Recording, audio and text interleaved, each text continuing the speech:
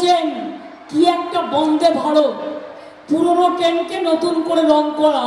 জিজ্ঞেস করুন আমার তৈরি করে দেওয়া দুরন্ত এক্সপ্রেস কোথায় গেল? তার তো টিকিও পাচ্ছি না। নকল নয় তো? জিজ্ঞেস করুন।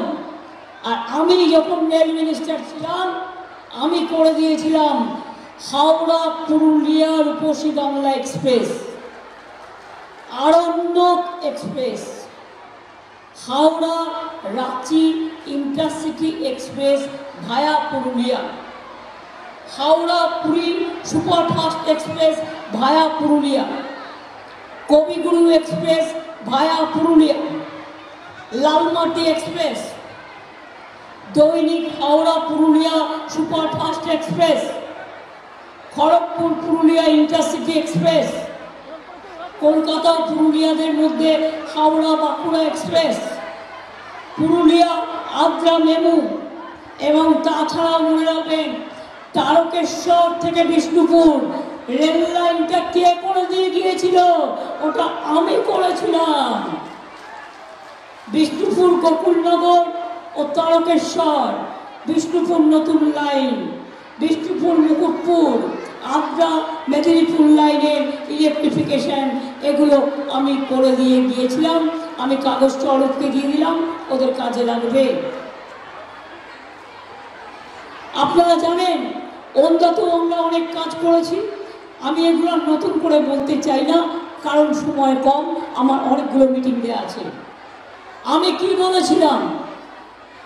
জয়রামবাটি তো সারদা মায়ের জন্মস্থান। আমি একবার নয় হাজারবার এসেছি, আপনি কবার গেছেন? ইলেকশনের সময় ভোট দেখানো, লোক দেখানো, টাকা দিয়ে আমি দেখছি গাড়িতে করে নিয়ে যাচ্ছে, ধোসা খাওয়াচ্ছে, রাস্তায় ধোকলা ওই সমস্ত দোকানগুলো বলে না, ওই সমস্ত দোকানগুলোতে বসে বসে খাওয়াচ্ছে, আর উল্টো পাল্টার লোককে গালাগালি দিচ্ছে।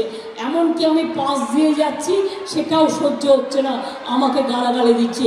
আমি এরকম বদমাশ, এরকম বজ্জাত রাজনৈতিক দল আমি কোথাও দেখিনি। সামান্য ভদ্রতা যারা জানে না। স্বামী বিবেকানন্দের বাড়ি ইলেকশনের সময় লোক দেখাতে আসে স্বামী বিবেকানন্দ, সেই বাড়িটা বিক্রি হয়ে যাচ্ছিল। আমি এক রাতের মধ্যে স্বামী বিবেকানন্দের বাড়ি রাজ্য সরকার থেকে, কর্পোরেশন থেকে কিনে দিয়েছিলাম। তাই স্বামী বিবেকানন্দের বাড়ি আজও স্বামী বিবেকানন্দের বাড়ি হিসেবে চিরকাল থাকবে। সিস্টার নিবেদিতার বাড়ি কে কিনে দিয়েছিল? আমি কিনে দিয়েছিলাম। জিজ্ঞেস করুন সিস্টার নিবেদিতা দেহত্যাগ করেছিলেন দার্জিলিংয়ে, সে বাড়ি আমি আদায় করে নতুন একটা গভর্নমেন্টের বিল্ডিং দিয়ে সেই বাড়িটা আমি দিয়ে এসেছিলাম। নিবেদিতার দেহ রক্ষার স্মৃতি হিসেবে আমি করে দিয়েছিলাম ওটা।